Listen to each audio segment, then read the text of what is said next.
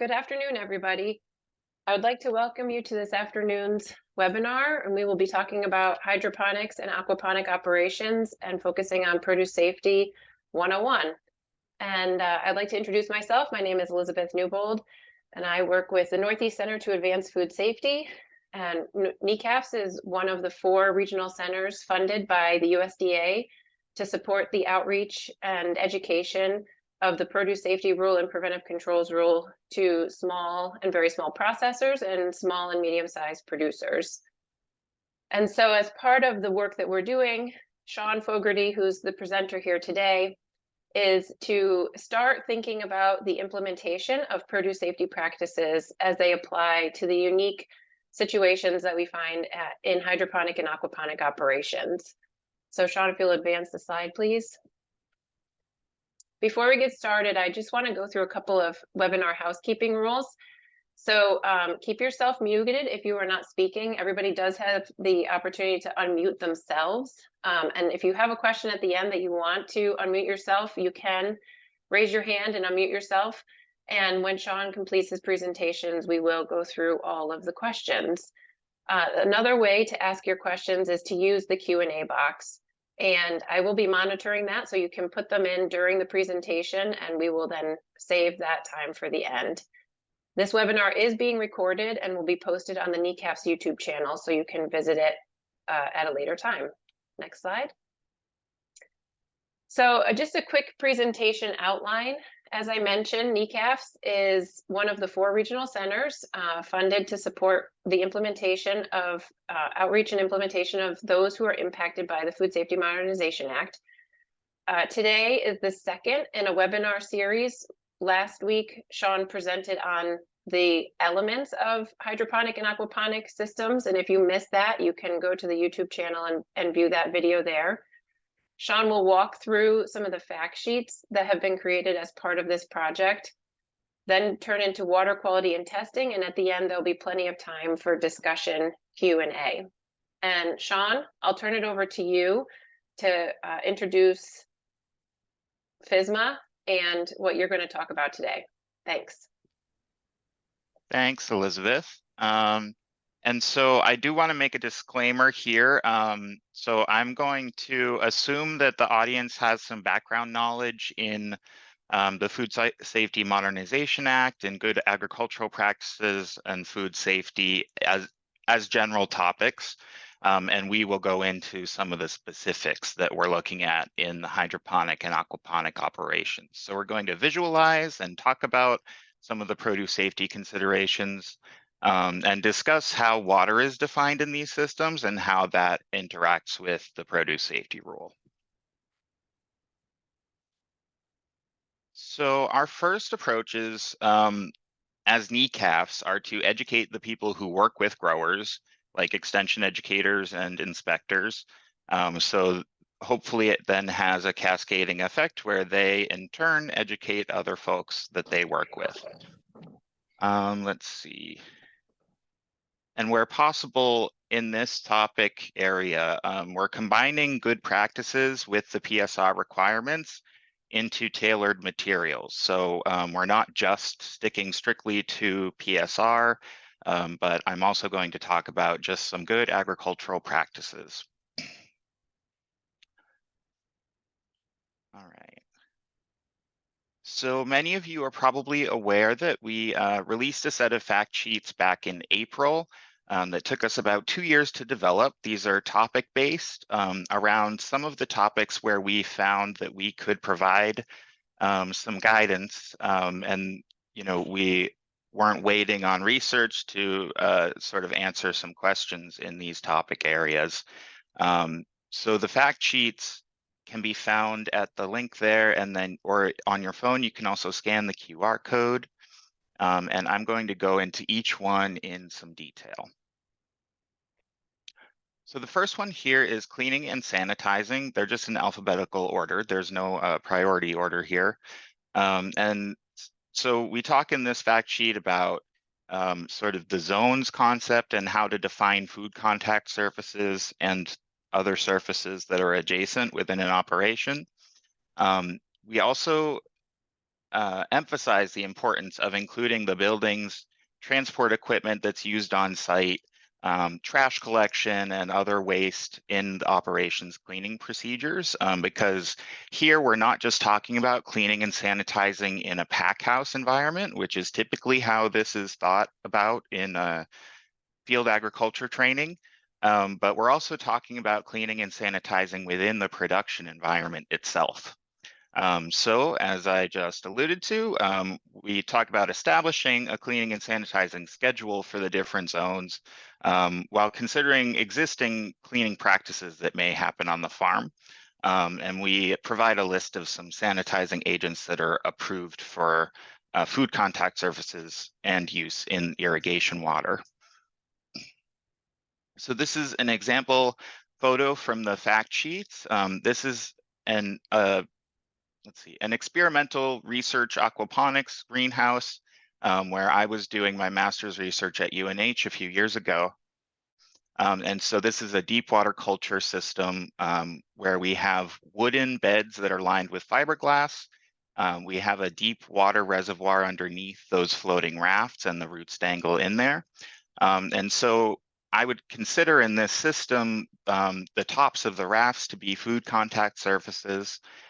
You might also have these black rubber strips here being food contact surfaces. And those were put there to prevent the bubbling up from the aeration in the bed and the growth of algae along the edges.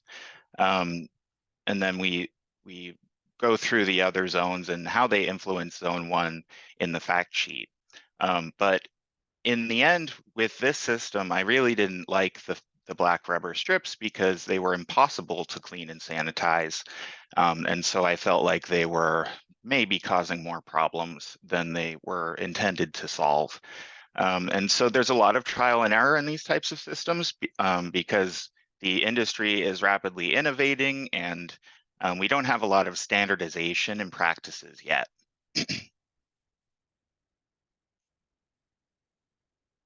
Here's another example of a potential food contact surface. So this is a different type of system that's flood and drain, which just is very basic. It's got a table that's 6 to 8 inches deep that's periodically flooded to irrigate the root zone. And so here, it would be a food contact surface if the grower was harvesting all of the bok choy plant, including these little leaves that are touching the edges.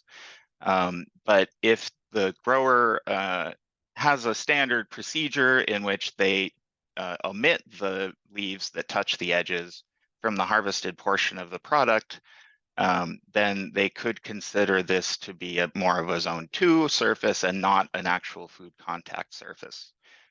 So there's some flexibility in how you define surfaces based on the other practices that happen around the surfaces. So here the table underneath and then the floor would be indirect sources of contamination. So it's really important in these systems where you're doing things in much closer quarters than in field agriculture to be aware of where you're cleaning, how you're cleaning, and how that might impact the rest of the operation, including produce safety. So for example, here on the left, if you were to take a pressure washer and spray off this algae, would that spray hit parts of the crop or be close to the crop and you wouldn't be sure about it? That's a really important consideration. And I've seen much worse algae buildup than this on the floors and other surfaces in operation. So that can be a big issue to deal with, though not directly a food safety concern in and of itself. So this is an aquaponic system, and this person is scrubbing out part of the filtration system.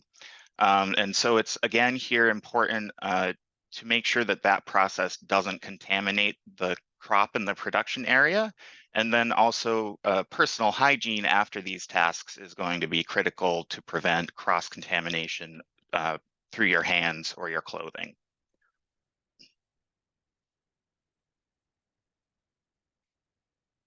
All right, so this one is aquaponics specific. It's about fish health and handling. And it's really, the general idea is that healthy fish are going to be the best bet when it comes to produce safety. So aquaponic systems combine fish production, which is done in tanks on land, with hydroponic produce production, and that has the potential in the imagination to lead to cross-contamination. But actually, I've not seen a ton of really blatant cross-contamination between the fish unit and plant unit at places I've visited. They tend to be separated pretty well. So supporting healthy fish in the system reduces the produce safety risk because it reduces the chance that the fish might get sick or play a welcoming host to a potential human pathogen. So we want to design systems that can be adequately cleaned and sanitized, so they would have smooth surfaces where possible, and you would want to keep down the algae buildup in those systems. And that, again, will reduce produce safety risk somewhat indirectly. So having SOPs to standardize the important steps that are going to happen each day in the system is even more important in an aquaponic system than it is elsewhere, because you have added complexity. And so the people working there are going to be required to keep more balls up in the air, so to speak. And the humans in the system remain a significant source of contamination. And so following good health and hygiene practices is always essential when you're working with fish. So in the fact sheets, we go into some more specifics. This is a figure about engineering and system design that shows how with a vertical manifold where the water flows into the fish tank, you can create a circular flow that is going to push your solid fish waste down toward the drain. And later on, I'm going to talk more about how that solid waste and the liquid fish waste are categorized. So don't worry about that. And we also go into identifying sick fish because they can transfer disease to each other, and that can potentially compromise the entire stock of fish. But let's see. Sorry, my brain just stopped. So you want to remove fish that are sick as soon as you notice them, which requires regular visual inspection of the fish, both how they look and how they're behaving. And then you want to make sure that you euthanize and get rid of that fish in a way that is not going to potentially contaminate any of your harvestable portion of your crop. All right, so the next fact sheet here is harvest and post-harvest handling. This one is interesting. People have a lot of stories about what they've seen at harvest and handling of hydroponic produce. And so we have production water that's in close proximity to the harvesting process. And so it has the potential to serve as a vector for cross-contamination between the produce, tools, and hands in any number of combinations. So the harvest layout should be planned to reduce that potential for cross-contamination so that the flow of people and of product and of, in this case, of foam rafts is not going to be a source of cross-contamination. So we also talk about whether or not to wash crops, and if they're washed, then the water must meet the post-harvest water quality standards. And we address a bit the phenomenon of harvesting crops with the roots attached and selling them that way. So we found some interesting packages that I'll talk about in a little more detail on one of the other slides. But here is one of the most common things that I see in deep water culture systems where clearly part of this lettuce plant has been dipping into the water here and it's suffering for that. And so that's a significant potential source of contamination, cross-contamination through that water. So depending on the system design type, these are both rafts, but the SOPs will vary significantly based on the physical structure of the system and how it's possible to move people and product through that space. Here's a totally different example. So this tomato at Backyard Farms. They grow in rock wool slabs using drip irrigation.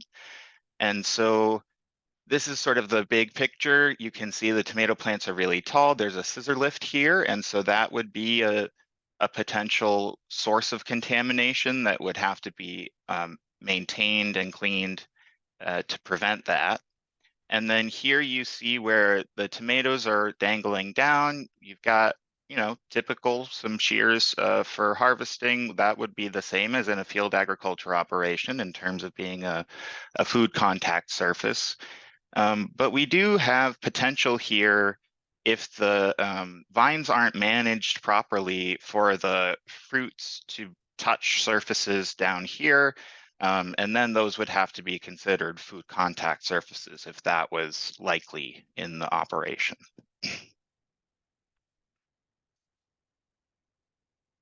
All right, so these are some of those packages for the live lettuce that have sort of a reservoir at the bottom where the roots can sit and it keeps the head upright. And my thinking on this is constantly evolving. So, for example, after thinking about how these packages are likely to be used, I'm not sure about the value in preventing cross-contamination because in my mind, it's likely that someone will take the head with the roots and just shove it down in the package. And that's not going to prevent cross-contamination through the water or contact between the roots and the produce itself. So you would want to use these types of specialized containers as part of a comprehensive produce safety plan. But in general, I don't recommend harvesting with the roots attached. I would rather see someone selling a whole plant like they do with basil sometimes. Or I mean a whole plant, in a pot. So the next fact sheet is personal health and hygiene.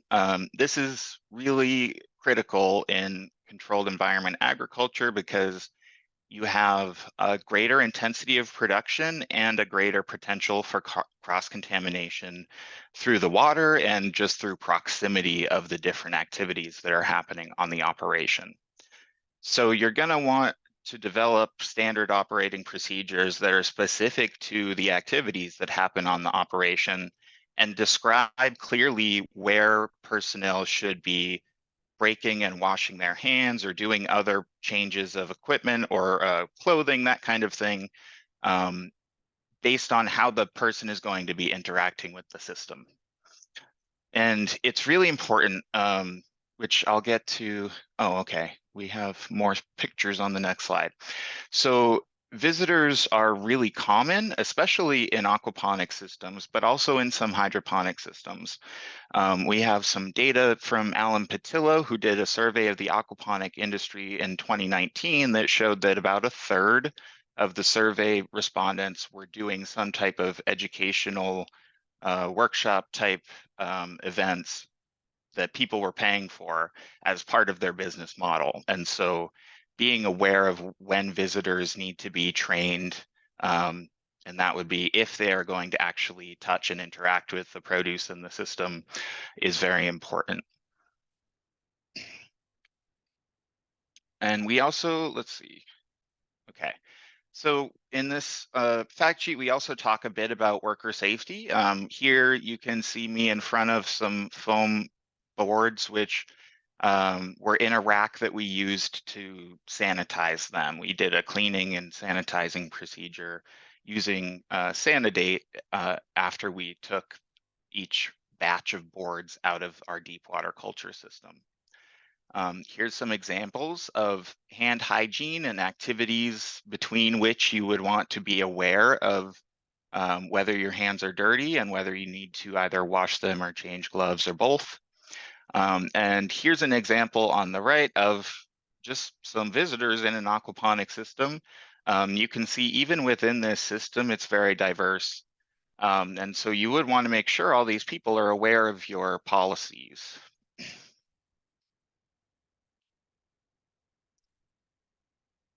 Wildlife and domesticated animals are an interesting topic when it comes to the ponics operations because we have a really wide diversity of operations. And so I'm going to go through a few slides for this one, just so I can sort of show you what I'm thinking about here.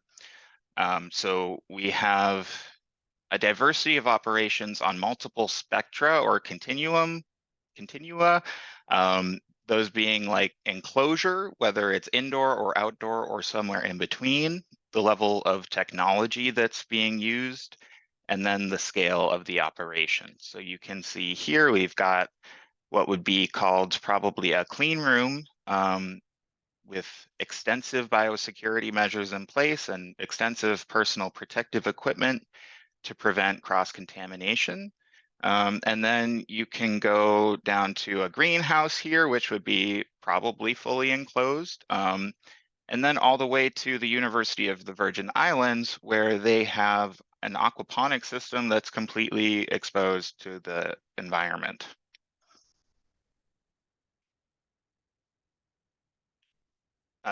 Just sort of for convenience, the UNH research greenhouses that I worked at were a good example of how it's not always clear whether something is enclosed or not. So I think it's pretty obvious here from like having these doors wide open that that's not fully enclosed. But what wasn't obvious to me at the beginning was that we had no barrier along the walls of the greenhouses to prevent burrowing rodents. And so that became a major issue, and it would have been an even more major issue to retrofit the greenhouses in order to put some physical barriers to prevent that burrowing. So here we have some evidence underneath our biofilter of a rat's nest where they had been digging up some rocks to make space, and there was some trash and other refuse in that area that was a further clue. And then you also are going to see some animals that you might not expect in these systems because they're not a typical agricultural ecosystem. So we had a lot of amphibians, including frogs and salamanders.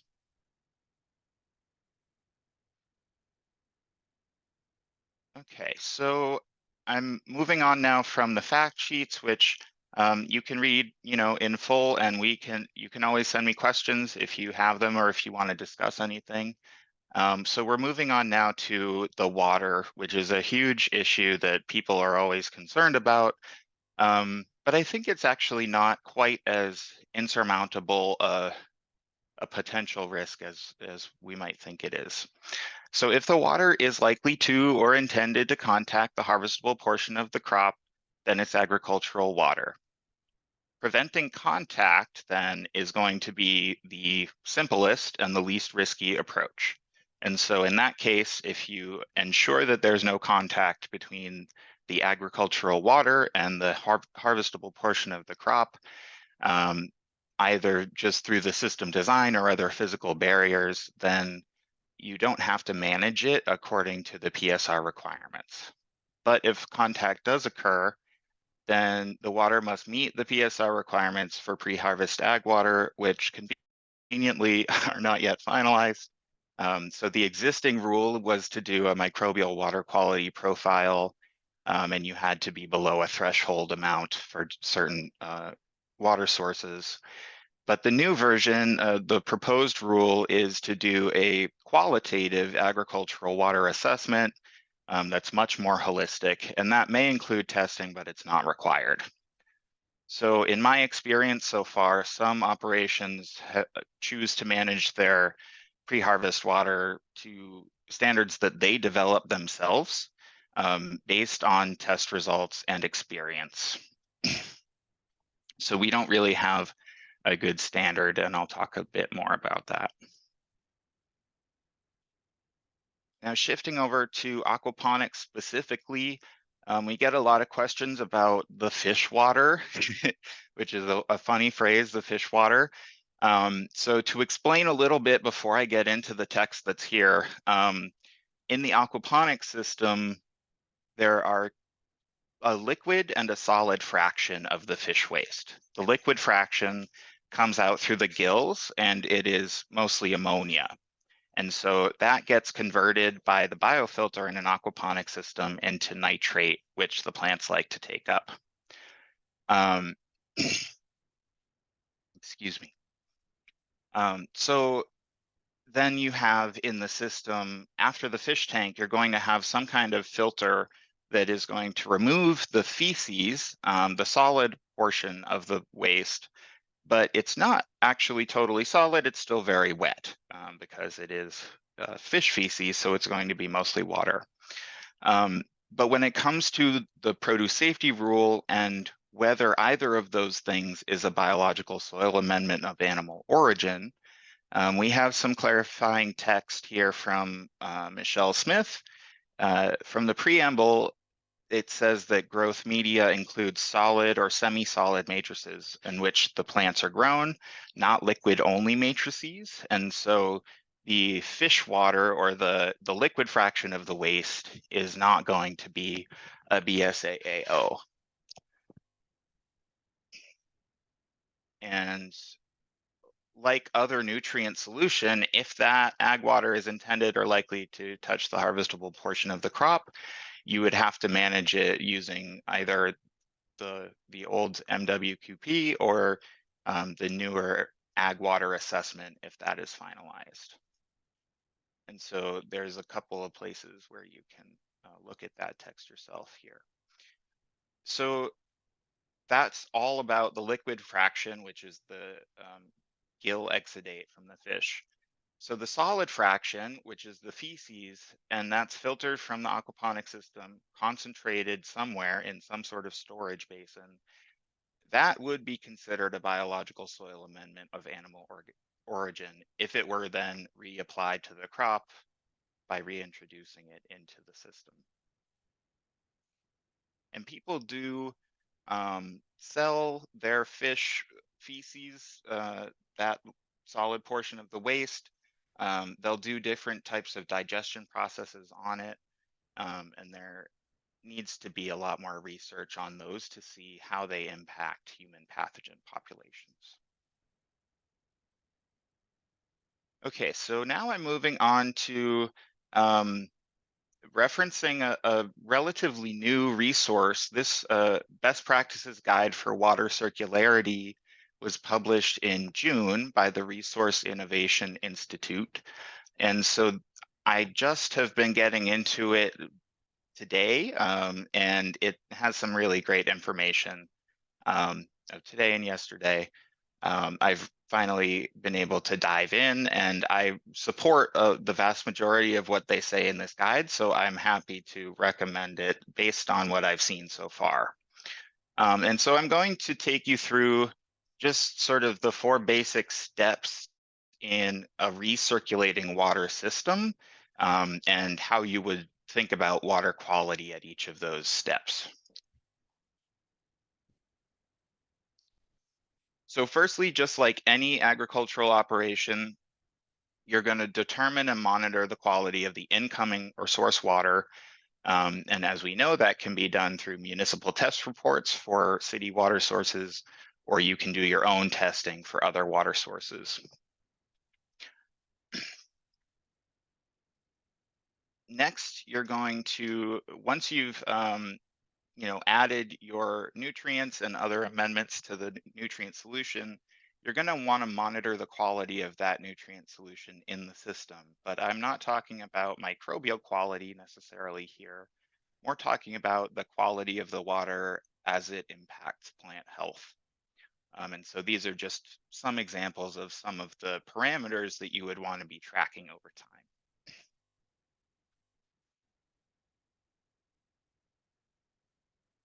So once it's flown through the irrigation system, past all the plants, you're going to collect or recapture the irrigation leachate or the drain water. And then this step, the 4th, is going to be the most variable, and it's something that we don't fully understand the best standards for good water treatment in a hydroponic or aquaponic system. As it applies to food safety. So that's a lot of sort of caveats there, because we do have understandings of the different water quality parameters impacts on things like fish and plant health. So the treatment can include a physical, chemical, and biological treatments, usually in series.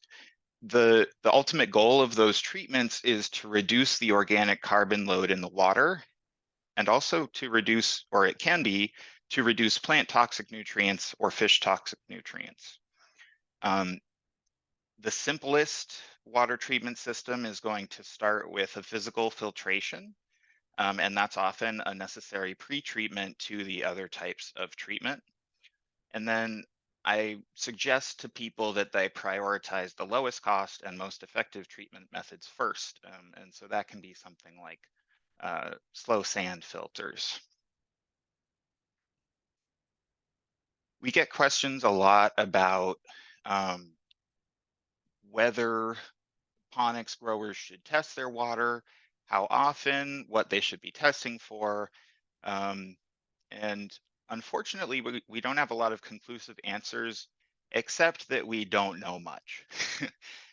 So this paper, led by Sonia Illich, which I've referred to in almost every presentation I've given at this point, they ran some research NFT systems, they spiked pathogens into them, and found that those pathogens concentrated at the root/media ball, that matrix, that complex matrix that's at the base of the plant. So then once they had spiked the system over time, over like the crop cycle, they took grab samples of the recirculating water and found that they could not always detect the target organism, even though they knew it was present at the roots. So this has shown that the value of testing the recirculating water for any specific indicator organisms is currently unknown. And that emphasizes the fact that preventing contact between the water and the harvestable portion is probably the best approach we have so far. All right, so here we're gonna just sort of recap some ongoing work at NECAS that's part of our current FSOP project. So some of our planned outputs include, I don't know what what order these are in. Some grower case study videos, which are now in development. Chris and Andy and Elizabeth and myself have visited some operations over the last year, and Andy is working on those videos. Our grower-oriented Produce Safety 101 is under final review now, which is very exciting.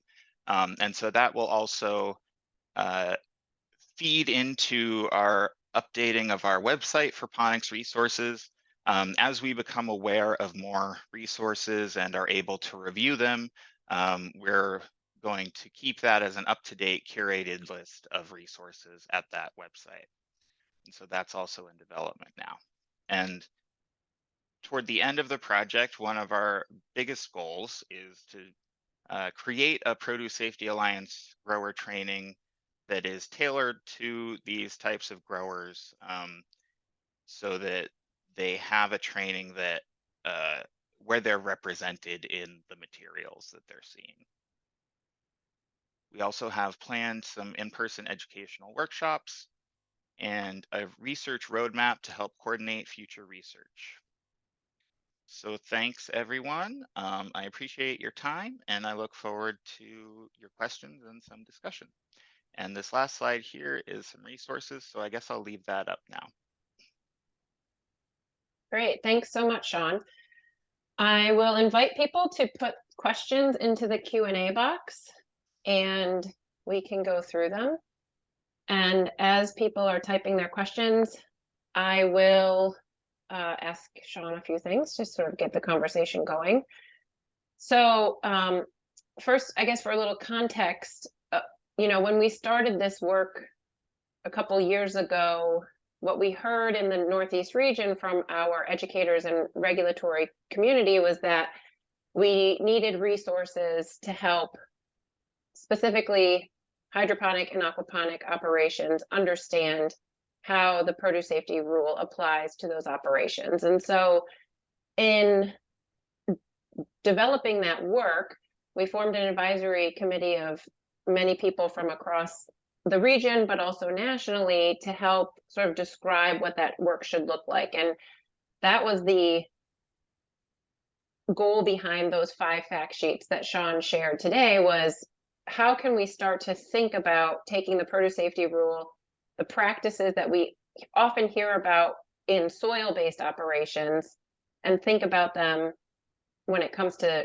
hydroponic and aquaponic system specific elements. And so Sean started to walk through some of that today. And so Sean, I do want to kind of go back to some of the things. Let's use hand washing as a really easy example, because hand washing is something that generally people have a pretty good sense of how to wash your hands, and it's thought about in across all operations. And so generally when you're thinking about hand washing in a soil-based operation, you think about having a worker training or health and hygiene policy where there are specific instances when a person might wash their hands. And one of the times that's sort of defined is when they become contaminated. And so when you're thinking about that type of building that type of plan in a hydroponic or aquaponic operation, can you walk us through what somebody might think about when taking something very simple like washing your hands and translating that into washing your hands in one of these operations? Sure. I think the simplest way to describe it would be, so in field agriculture, you might have someone who's out in a field, harvesting thousands of heads of lettuce all at once, and then they are likely not involved in the downstream processes with that harvested product. But in a lot of hydroponic and aquaponic operations, especially the smaller startup operations, you have the same people doing several tasks that may be sources of contamination to the product. And so, let's see. I'm trying to think of a good example. If you want to prompt me at all, Elizabeth, go ahead. Sure. Well, actually, this might feed into one of the questions that just came in, is about water and kind of the what makes these systems unique is that they have this kind of continuous flowing, nutrient-rich, large quantities of water that flow through the system. And so there's a lot of instances where somebody may come into contact with that water, and contamination can go in 2 directions, where humans carry things on their hands that may get into the water because they come into contact with the water, then actually introducing something into the water that might not have previously been there, allowing it to circulate very quickly because it's generally warmer and nutrient rich, which is a hospitable environment for those things to actually spread throughout the system quite quickly. And so it creates these times when people need to be washing their hands in greater or at more regular intervals because of their contact with the system and how quickly things can actually pass through the system given the nature of the circulating water. And one of the questions that came in was actually about why would we be needing to treat to treat water when you're just using it for irrigation? And so sort of thinking about these points when contamination might occur within water because of the sort of intensive nature of and connectedness of these systems. Yeah, I guess the first I would clarify that the water treatment is not being done for produce safety reasons. It's being done for water quality management, for plant health, and for fish health if you're in an aquaponic system. And so we're not talking about treatments there like, well, some people may be doing treatments like introducing sanitizers into their production water, but that's not what I focus on in that area. But thank you for painting the picture of how the water connects every part of the system, and that you have opportunities during certain processes to introduce anything that is on the people who are doing those processes into that water. So personal hygiene, whenever you are going to be in contact with that production water or with components of that system that recirculates the water, then those are going to be the key moments when really most growers are going to focus there on the potential for spreading plant pathogens, because that's what's really concerning to a grower is, am I going to get Pythium? Is it going to take root in my system? And am I never going to be able to grow lettuce again?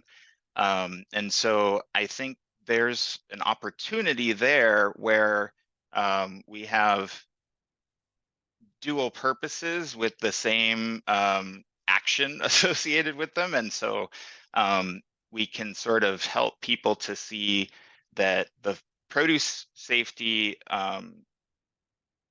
related activities are often in alignment with plant health and fish health management.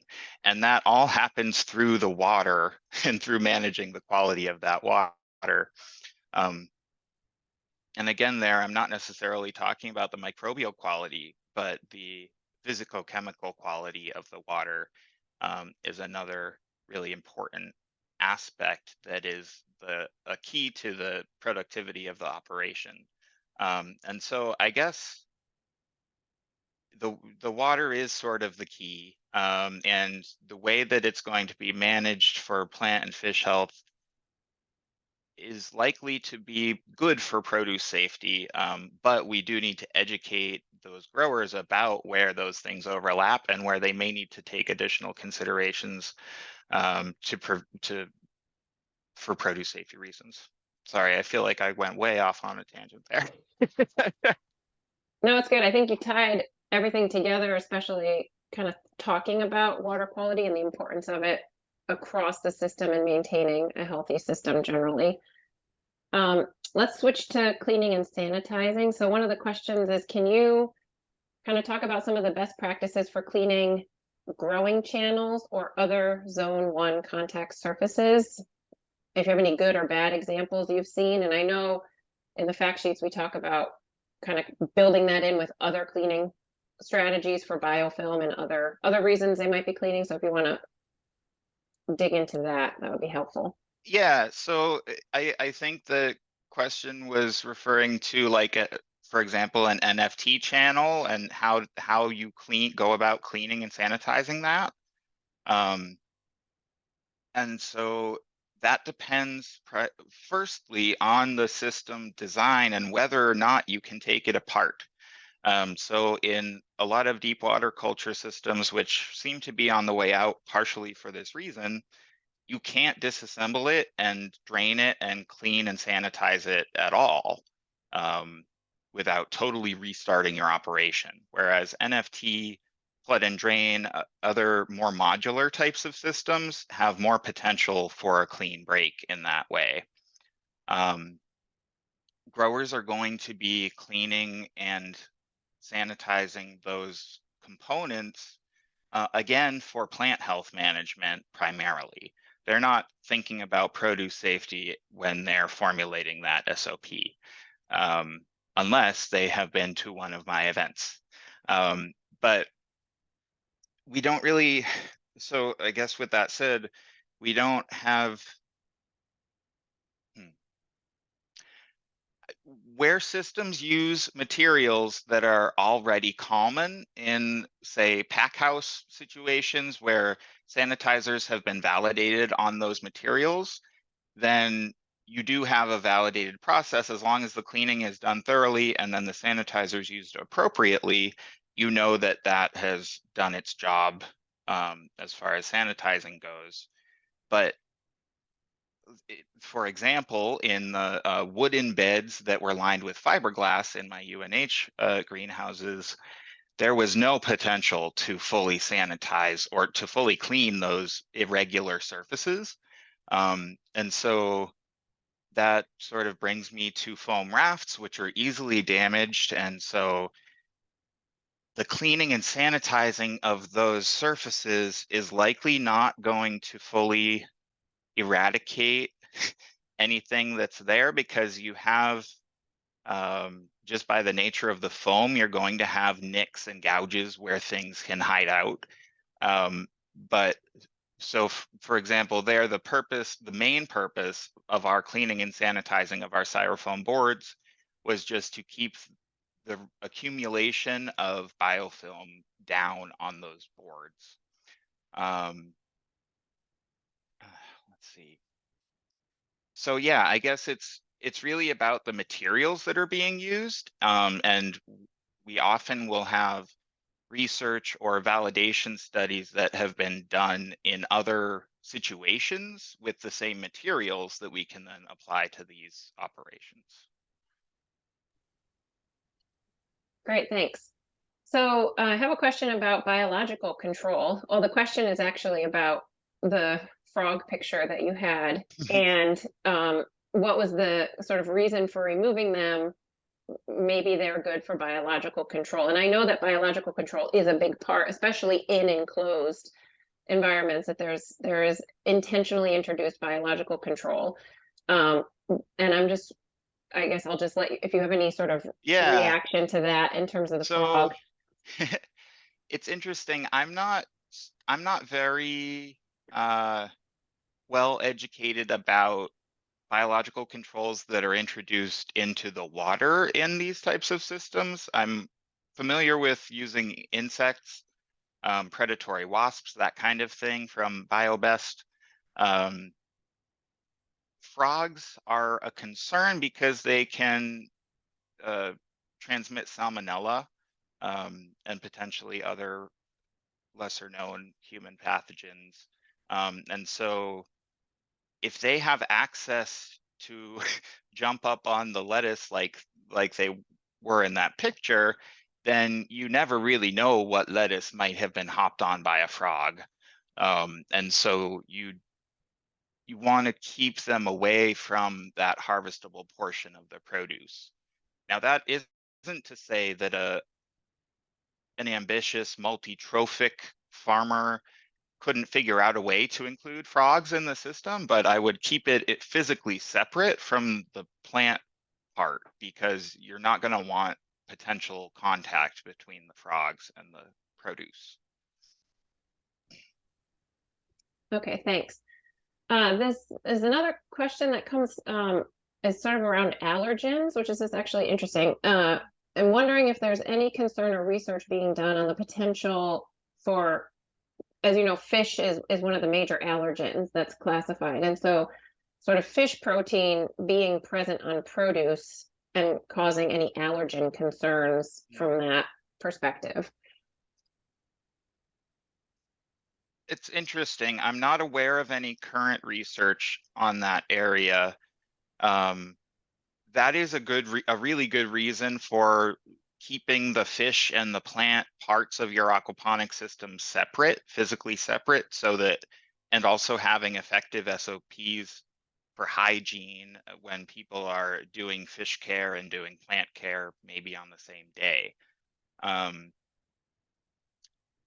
However, I would say that just from a like biological standpoint, I don't see much potential for fish proteins entering through the plants and making their way up to the edible part of the produce. Um, and most of what's coming from the fish and getting to the plants is going to be dissolved ions and not organic molecules like proteins. Um, but I'm not an expert on that type of thing. Allergens are probably one of my food safety weaker points. So if anyone has more information, please share. And that would seem, you mentioned sort of keeping the work separate between those who are handling fish and those who are handling produce. And if that's the same person in smaller operations, it seems that that's one of those instances where in this case you would think intentionally about health and hygiene practices, cleaning and Yeah, washing so your hands in a between? really simple example is that at UNH we would do our lettuce harvest first thing in the day before we did any fish management, so that we knew that nobody was touching fish or fish feed or any of that stuff before they were doing the harvest. That was the first thing done in the day. So that's one of the types of ways you can separate things is by time. Okay, great. So if we switch gears to the live harvesting uh, stuff that you talked about in terms of the packaging and keeping roots separate uh, from the rest of the produce. Um, there's a question about outside of having sort of machine cutting where it cuts in line, do you still see if it's manually harvested that there's still a bit of contact or that it's hard to avoid contact between the root, the water on the roots and the harvested portion of the crop? I think that is entirely dependent on the way you have designed the harvest process. So for example, again at UNH, we didn't remove the lettuce plants from the rafts before we cut the head of lettuce away.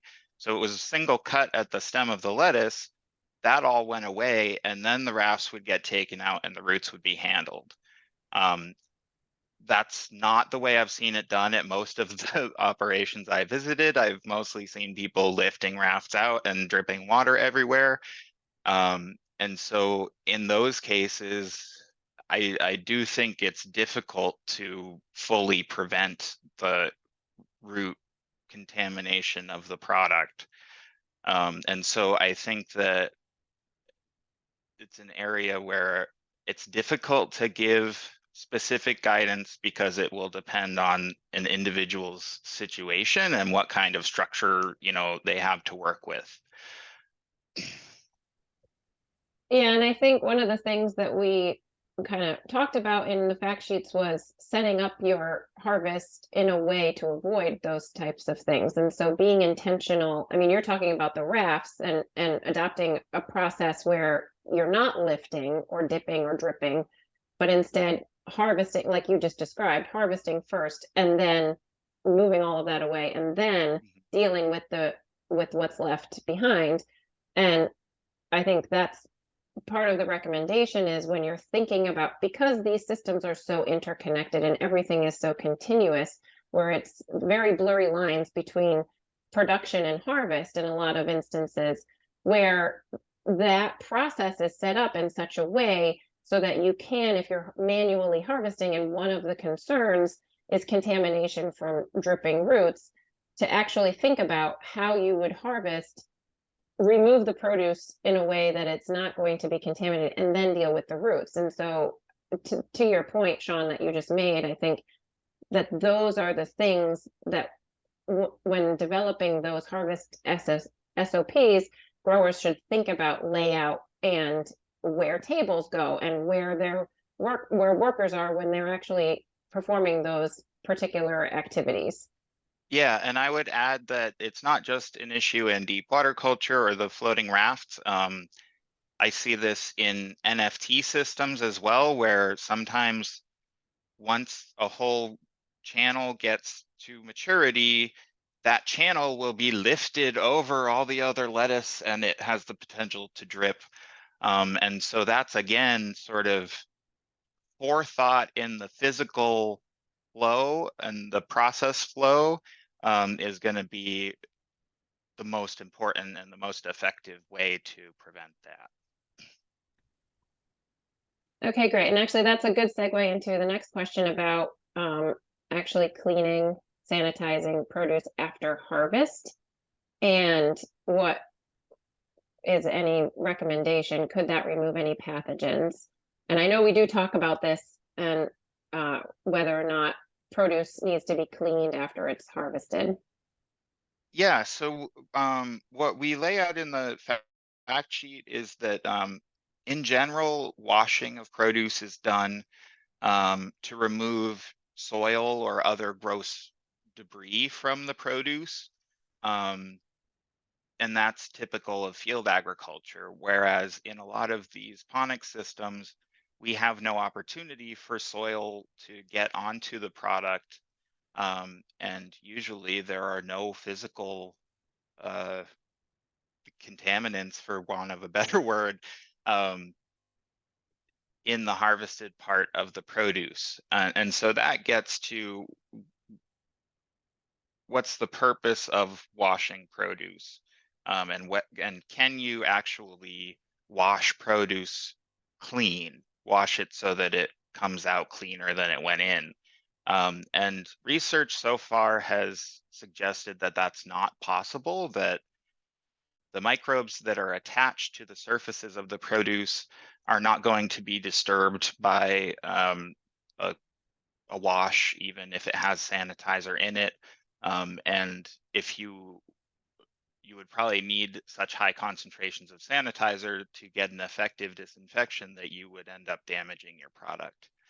And so sanitizer is used in wash water to prevent cross-contamination through that water. So if one piece of produce comes in that has some feces on it, and then that goes into a dunk tank with all the other produce, the sanitizer in that water will help to kill any of the stuff that came off that one piece of produce before it can contaminate the other produce. But the sanitizer isn't there to disinfect the produce, and in fact, we don't think that that's possible.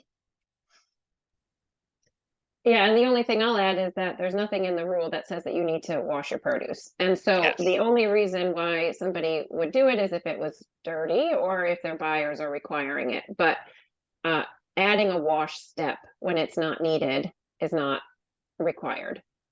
absolutely.